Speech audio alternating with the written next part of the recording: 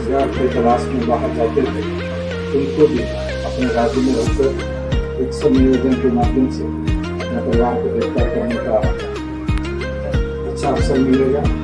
हम सभी किसान भाई बंधुओं से अनुरोध करें इस योजना का लाभ उठाएं। लाभुक योजना के तहत पशुपालन क्षेत्र में बकरा विकास, ब्रॉयलर, कुक्कुट पालन, बत्तख, चूजा वितरण एवं सुकर विकास जैसी योजनाओं का लाभ ले रहे हैं। इस कार्य में युवा भी पूर्ण रूप से भागीदार बन रहे हैं।